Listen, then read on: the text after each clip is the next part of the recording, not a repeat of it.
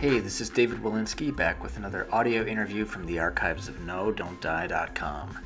This is the first half of my conversation with Greg Zeschuk, the co-founder of BioWare. We spoke on January 30th, 2015.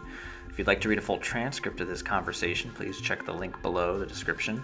And if you'd like to support my Patreon, which helps me keep on keeping on with this project, there's a link to my Patreon below as well. Thank you. My name is Greg Zeschuk. I was one of the founders of a Edmonton-based video game company called BioWare.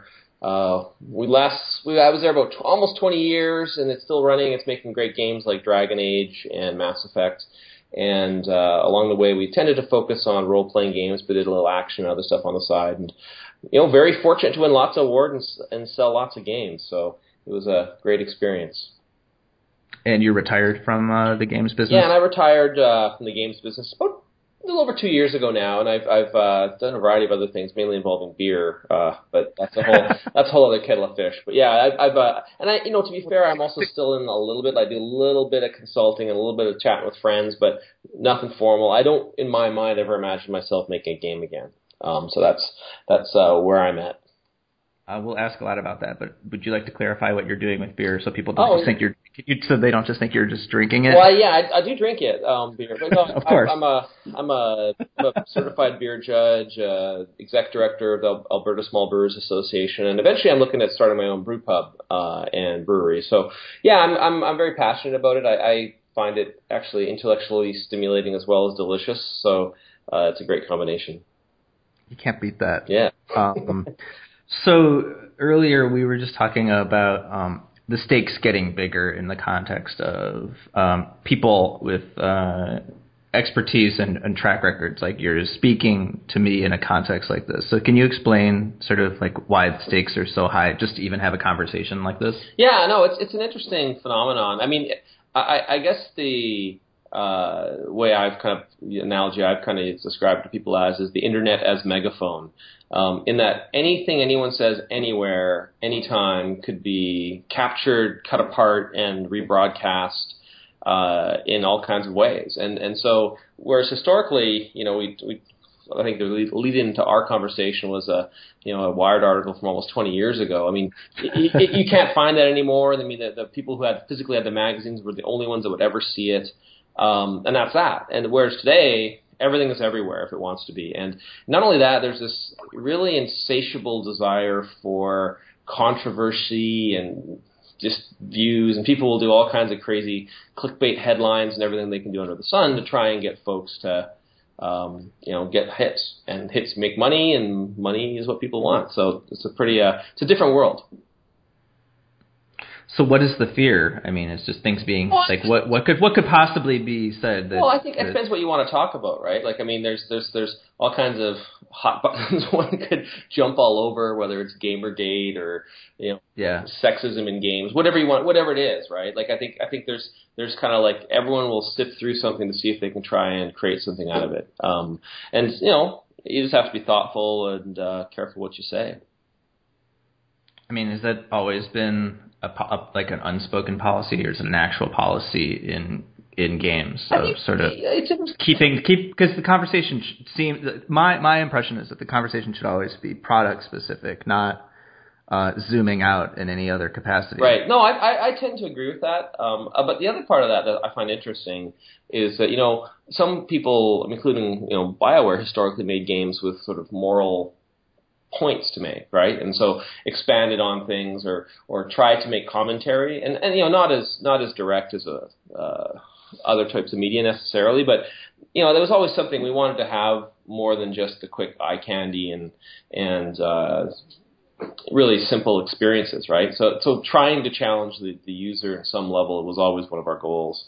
And so you kind of create an opportunity to step into more cow pies when you do that. Well, that's interesting though, because you're talking about challenging players, and so I think that can be interpreted in a number of different ways. If we're not starting off already too heady, like you're talking about like with specific games, but games in general, right? Yeah. Oh no. Yeah. No.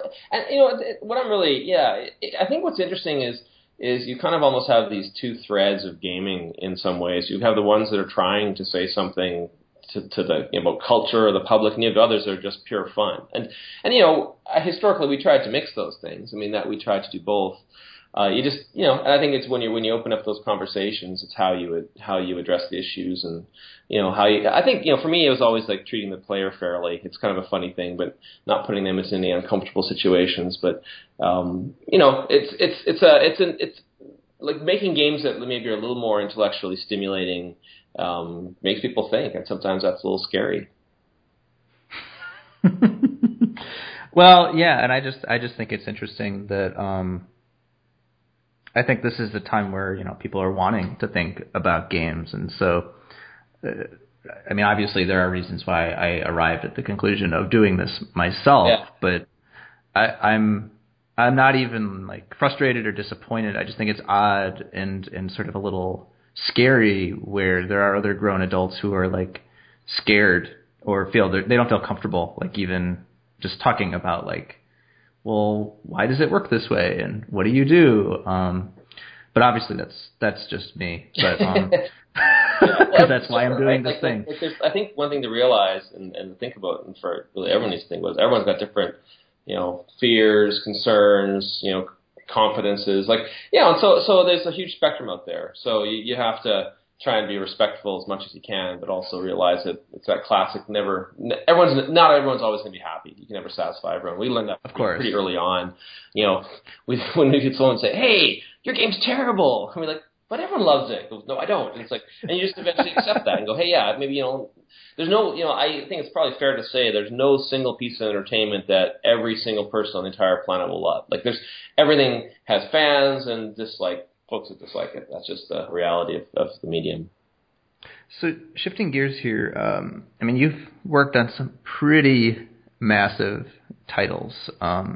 What's actually involved in steering the ships that you steered? Like, you got your MBA at some point, right? Yeah. Well, and it's interesting because I think, so both, let's just step back one moment. Like, BioWare was founded by 3 medical doctors. So none of us really had any kind of basis for what we were doing, per se. But, and one of them retired pretty early on, but me and Ray Muzica, the other BioWare doctor by good old days, kind of ended up running the company for, almost, like I said, almost 20 years. And the MBAs were actually more of a reflection of sort of trying to gain business knowledge because we were growing as a business. So I think that was kind of like, okay, if we want to work on the business, we have to get more training. And just the simple act of running the games, I mean, we kind of amped up the size over time. So even though, I mean, to be fair, though, Baldur's Gate was our second game, and that was still pretty massive. Even, it's just like a continuous learning process. I think if anything, it's like a firm, steady hand plus being open-minded plus learning. And then finally, it's teams. Like no one single person can claim entire, credit for anything we've ever done. Like it's always a bunch of people working together. And I think if anything, Ray and I focused a lot on building strong teams that work together well. And then we would help those teams succeed. And that was kind of the BioWare philosophy, and still is after almost 20 years. Actually, more 20 years now, but more than 20 years, really. Yeah. How big were the teams you were managing? They would get up to, 300 was not unusual. I mean, Star Wars: The Old Republic was probably more like 500-ish, maybe even 600. Like if you add in all kinds of contractors and everyone, and we're talking hundreds and hundreds of people. It's the size of some of these games are the size of big giant movie productions, right? And so you're certainly not managing every individual, but instead it's sort of like, I think Sun Tzu once said, it's all just a matter of division. And so that was really what you would do, is you would sort of create a structure, divide the folks up into kind of a logical structure with good management, and then try and make it. And it's a pretty huge challenge. It's very different than when we started, when we were like 13 people in a room working on our first game, right? And so that was very different. I think, and I like those days. They're all fun in different ways, but maintaining a consistent vision is incredibly difficult when people were spread across like 4 locations across the globe, and they're all trying to make the same game. Not easy. I mean, I think it's a miracle anything can be produced in that manner, and then like it's almost like if it's good, it's like a miracle. Well, no, and I think that's the thing about anyone who's really like any of those really true AAA game developers that worked on big projects know just how hard it is. Like, and that's why it's always really funny because I mean, coming back to fan feedback, when folks are unhappy about something or not satisfied, it's just when you're kind of patting yourself on the back for going, at least, hey, we survived and the game came out and it's pretty good. And, I think, again, no game is really ever perfect. There's always things that can be improved. But it's just getting some of these just gigantic, complicated games out is a massive, massive accomplishment. So what's like, I'm sure there even isn't a typical day-to-day, but like what is a day-to-day in working on a thing of that scope? Well, there's sort of like, I think it's interesting. So I would divide it into two parts. I mean, there's an internal and an external. So, contextually, like if we took like the last game I worked on, which was Star Wars: The Old Republic, if I was going to split the day halfway, the first half of the day was, working with the team and the sort of the key leaders and sort of making sure stuff's going and everything's chugging nicely internally. And then the other half of the day was externally because, we were, part of EA. We had to keep the EA folks informed. We were working with LucasArts, so you had to keep the LucasArts folks informed. And so it's not even just the internal challenges, it's the additional external challenges of all the sort of stakeholders and keeping them up to date. So it was it's probably like a 20-hour-a-day job for quite a while. And then you launch, and then sort of there's always kind of interesting pressures. And then the other thing nowadays, the other real differentiator now is, when we launch a game way, way, way in the early days, there weren't even patches, right? Like this, we're talking like in the 90s. Like I remember. Yeah. Most people you could download patches, so you'd actually go on holidays after you ship the game. There's no such thing as DLC or follow on. You just go, hey, we're done the game, we're on holidays, and hopefully it sells because you couldn't do anything, right? And so, but now it's like, I think it's for many people on the teams, the launch is a sort of a new beginning for more work and more focus. So it's pretty relentless. That's a pretty interesting point too, because as I'm sure you know, or maybe not, since you've sort of not distanced yourself, but you moved on from the industry. But like, Christmas Day last year, PSN and Xbox Live, their networks were taken down. So it's almost like, just why can't you guys get a break? Yeah, no. You know what I mean? Like, I didn't even think about that. Oh, no, it's hilarious. Like, so again, that's totally true. Because I remember on Star Wars, The Old Republic, again, we launched, I'm trying to remember when we launched. I think we launched a couple weeks, formally launched, a couple weeks before Christmas. But then on Christmas evening at like midnight West Coast time, a bunch of South Korean hackers tried to take the game down. Like they picked the most likely opportunity to try and destroy it, and the least likely we'd have people watching the ball, so to speak. So it's just the world you live in. I think that's the other thing is it's like the sort of internet warfare is a whole different deal. It's quite interesting.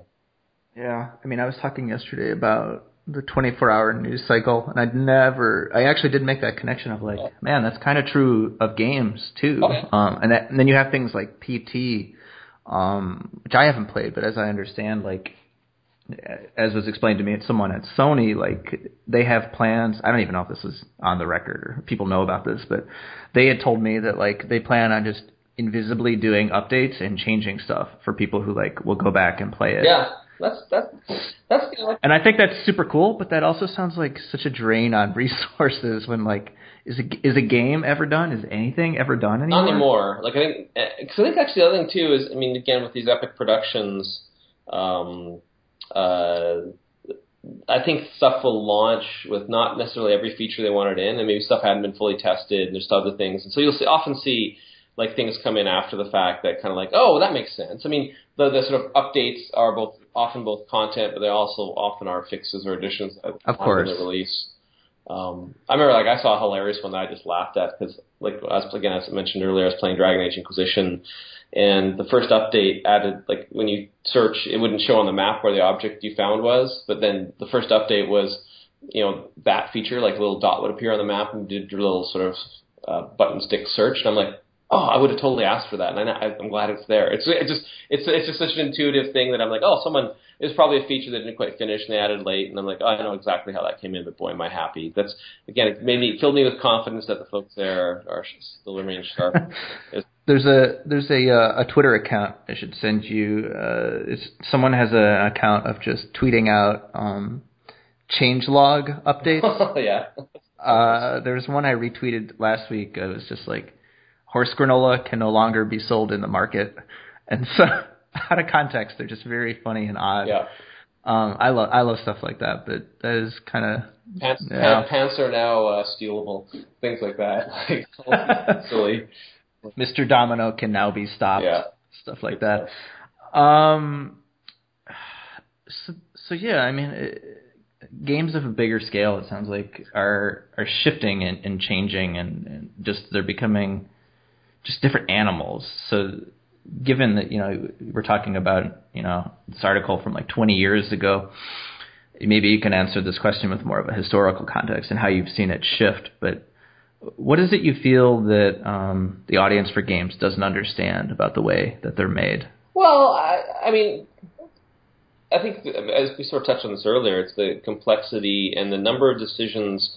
What looks like an easy decision can often have, or an easy change can have monstrous repercussions in many dimensions. And so, like, I think it'd be interesting, because again, one thing we'd always do, and I think most developers did, would have these, when we were going through bug lists or fixes or whatever, we'd have these big meetings where all the leads would show up, and we'd discuss all the key changes. And what would often be just a little tiny thing, all of a sudden everyone's putting up their hands. So then you got to do this, and you got to add these other assets, and and all of a sudden you go, wait, this is turning into a month-long job to make this horse run forward. Like, is this what we want? And so it's I think the systems have become so incredibly complex on the AAA side that it's just, it's a huge, careful undertaking to just make any changes. And that's probably I think, and I can always commiserate with the folks, and then like, I wish they did this, and I wish they did that. It's like, so do we, but sometimes it's either, impossible or technically really difficult, or just, out of the scope of what we can accomplish.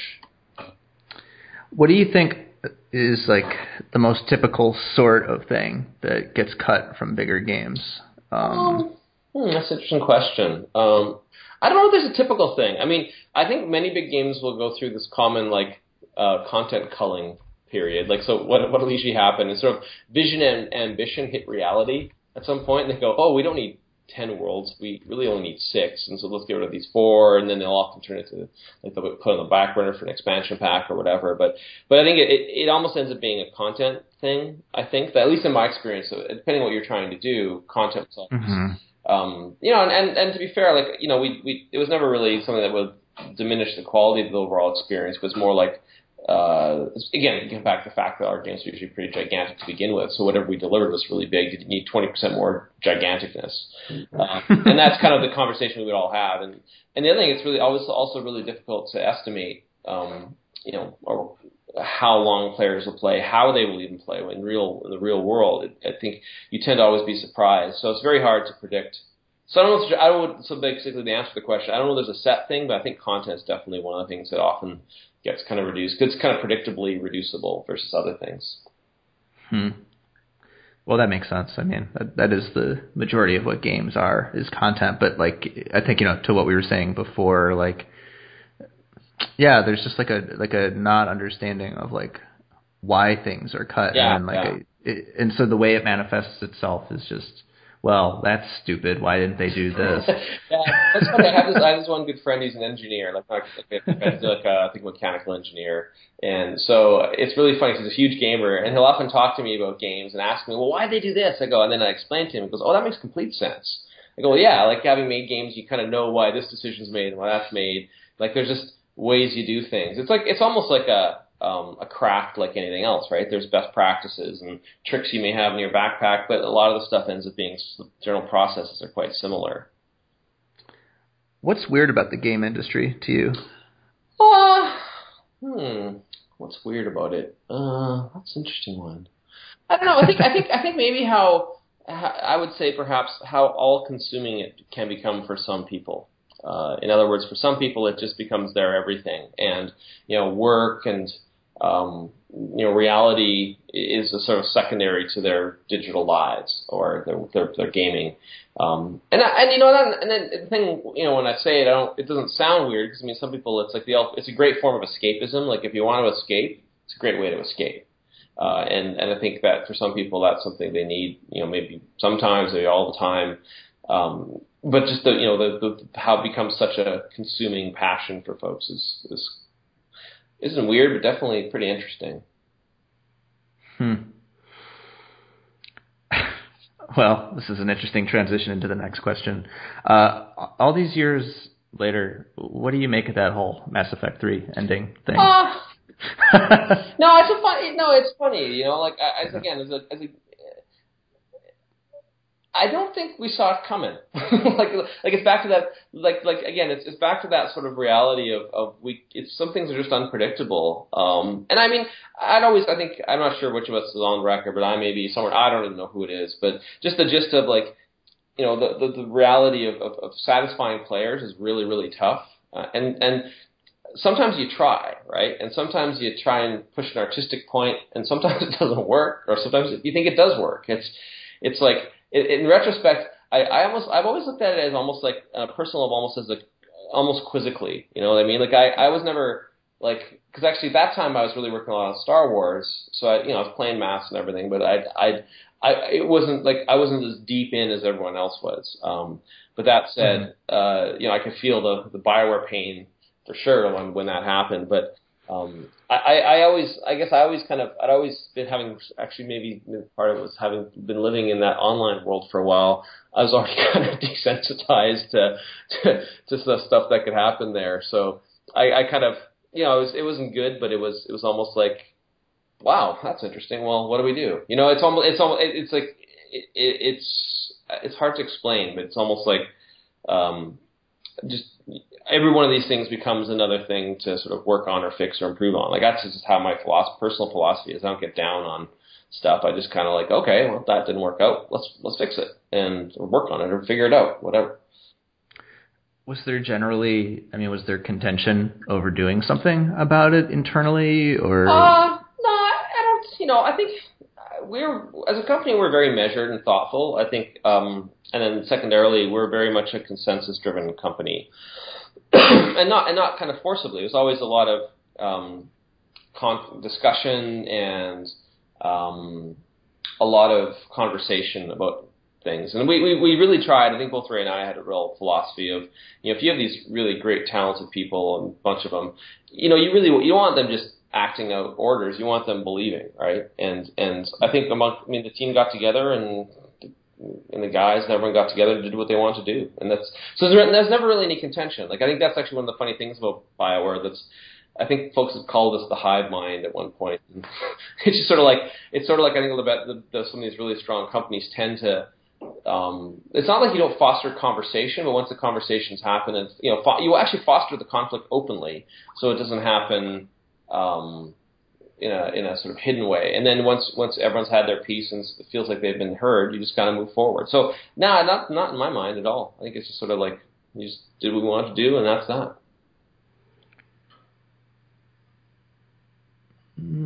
I'm just thinking about it.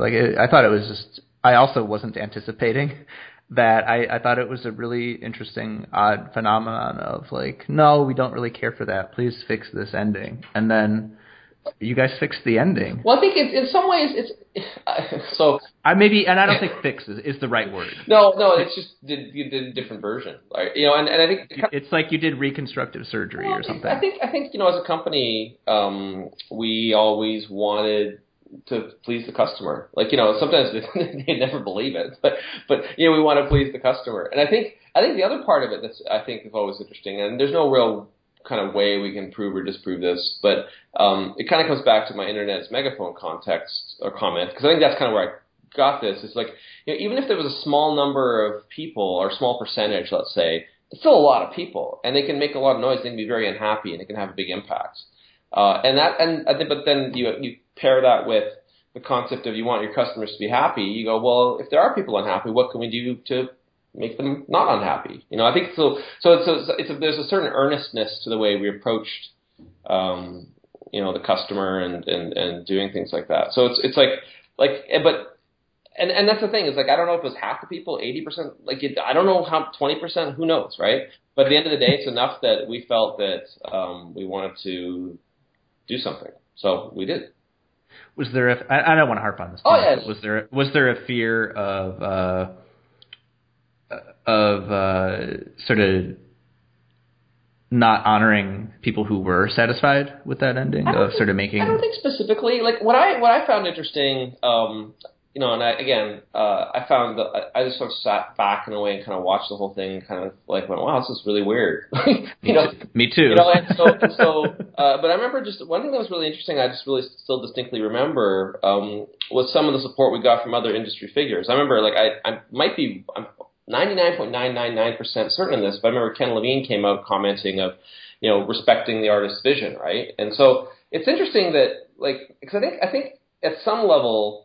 Like, I think it's interesting because I don't think we never saw it as capitulation. Do you know what I mean? Like, in terms of, because one way one could view that something like that is, oh, you're capitulating to the loud folks. It's like, no, we want to make our customers happy. We want our fans to adore what we create, you know. And I think if we see a way to do that we're happy with and we can stand behind, that's what we do. And it's so, you know, I think Ray and I always had this philosophy. I think Ray sort of started, and I think we both espoused it. It's that, you know, if we want to see ourselves or the company as artists, we were commercial artists. It was commercial art. It wasn't art. It was commercial art. It was artistic. It was impactful and meaningful, but with a commercial goal. And so you never want to lose that piece because, and that's I think where the satisfying your fans come from. You want people to feel like they're really valued. And we listen to them like that, and that comes back from like the philosophy Ray and I had right from the very, very, very beginning, like early on. So, do you think there should be a statute of limitations on a thing like this? Like, what if people were just like, you know what, that negative world in Mario, it's really hard to get to. Can you do something about that? I don't know. You know, like, I think it kind of comes down to being realistically positioned to deal with it. I mean, the funny thing is, like, it's also not what you want to be remembered for. You know what I mean?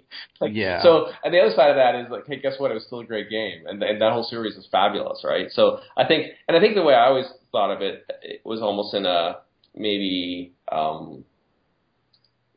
sort of the way that people had such passion for it and such love for it that when it didn't end the way they wanted, they expressed that. And that's not actually a bad emotion. It's not like, you know, I mean, I've had times, I really remember a couple times I've, you know, say read a novel, and when I was a kid, it's really funny because I think about this. And if I could, as soon as I finished that novel, send vitriolic hate mail to the author, I would have. You know, I would have like, I can't believe you did that. Or, you know, I seriously would have. I totally would have. But you know, like, but then what I didn't realize is, well, what it did is create a response, a passionate response, and maybe that was the intent, maybe it wasn't. Whatever the case, it's like at least your customer cares enough that they you know give a shit, right? Like versus like if they don't care at all, then that's actually worse in a way. That's true. So I mean, you touched on this before, and I know that there's like a blog post that's public, but why did you decide to retire from games? You know, there's kind of two main parts. Actually, it's funny because I wrote the blog post obviously as I was retiring, so I almost had another dimension to it. One was I just sort of felt my passion had waned, and I'm a very kind of passion-driven person. I like to be, you know, super engaged in what I'm doing. So, and what I didn't realize perhaps is that at that point I was quite burnt out. And you know, like and it took me probably about a year to go, oh yeah, you know, I was really burnt out last year at the end because you don't see it in yourself, but I'm like, holy cow, and you know, it's really funny because I look back at some of these photos of myself when I'm like right at the pinnacle of releasing Star Wars and all this stuff, and I'm like, I think I weigh like 45 pounds more than I do now, and I'm all doughy and pasty, and I'm like, oh my god, I look terrible, and a lot of that's just the stress, the pressure. You know, that's the physical manifestation, and then the psychological manifestation is simply, you know, lack of desire to continue that. You know, the other piece of it, though, I mean, there's that's one sort of bucket, right? Like, I'm like, man, I just don't want to do this anymore. The other bucket was, on a personal level, I just had really felt I'd accomplished everything I wanted to accomplish. Like, we've been doing it a long time. Really, the idea of BioWare, what we were doing, was probably more than 20 years, probably 22 years or something. And we'd accomplished a lot. We'd worked with a lot of fabulous people over the years. And it was sort of like, well, I'd done everything I wanted to do in it. Like, I could continue doing it, but I didn't have to. And so when someone in their life has that sort of junction point, it's actually an interesting decision. Like, you're kind of like, okay, I have the option to do it. Like, I have the option to not do it. Like, what do I want to do? And so I think I kind of at that point realized, I just want to try something else and do something else and get a rest. Well, first off, like, I totally get. I've been through years like you're talking about. Yeah. Just like, man, what the hell? Like, why did no one tell me? Was I really that good at not faking it, but just sort of pushing past it? Yeah. But, like, what I'm curious is, like, do you feel like games is a unique industry in the sense where there are very few Sid Meier's or Kojima's, whereas, in other mediums such as music, for example, like, you have a lot of people who have been around as long as Bob Dylan. Do you think there's something inherent to that, those pressures that, as we said, like, I'm not going to put words in your mouth, but I compared the demands of games of all scales, and I think this extends to journalists as well, of the 24-hour news cycle. Do you think that pressure cooker, and you can disagree with that characterization as well, do you think that sort of dissuades or discourages people from becoming lifers to be the next Sid Meier, to be the next Kojima? I don't think it's interesting. I think maybe there's probably a couple factors at play. One, if you start really young and you just kind of go for it, you never really learn to slow down. I'm sure you could say the same about musicians. But I think somewhere along the way, some people manage to find a nice balance of kind of, how you want to work and get yourself into a creative position or some sort of position where you can control your destiny. And I think that's actually where, again, the Kojimas or Sid Meier's of the world have a great position to be in, where they actually can kind of work the way they want to work. I think the problem with games is because the production has gotten so big, they're kind of continuous, and now they're never ending once you launch them. It's just the sort of pressure, it's really, really, it's up there. And I think, I don't know, and maybe it's a function of the people in some capacity. Because again, the people in games are really interesting in that, at least historically, and it's changing with the younger crowd, but the first bunch that got in, they got into games because they were passionate about it, but they also had other interests. Like, they all typically had other careers, and so maybe I was going to mention that as well. Yeah, and maybe because these people had been exposed to other things and had other disciplines that they could go back to, or new ones they wanted to learn, that they're more open to switching. For me, it wasn't that. Well, you have an MBA and a doctorate to fall back on. I'm like, okay, I'm certainly not going back to medicine. But I had, you kind of, if you get a medical degree or whatever, you kind of go, oh, I'm confident I could learn something if I want to change. And yeah, I don't know what it is. But I think the other thing too is there are a lot more older game makers now. Like, I know a bunch that are into their 50s. It's pretty cool. Like, it's different. And I think the thing is that it takes so much wisdom with them over the years too. It's kind of happening. I think it's going to happen more in the future. The first of us kind of, I guess, maybe flared out in all our enthusiasm, but I think there's going to be more that last longer next run. Hopefully. It sounds tough. It's hard. yeah. Just honestly, I think creative is though, right? I don't think making a string of hit games is any harder than making string hit albums, or any harder than writing a bunch of great books. I think they're all uniquely difficult in their own ways. Yeah, but with a novel, you need just like a computer or you don't even need a screen technically. Yeah, it's different. It's a different skill set. Maybe it's absolutely. No, I agree with you on that at all. No.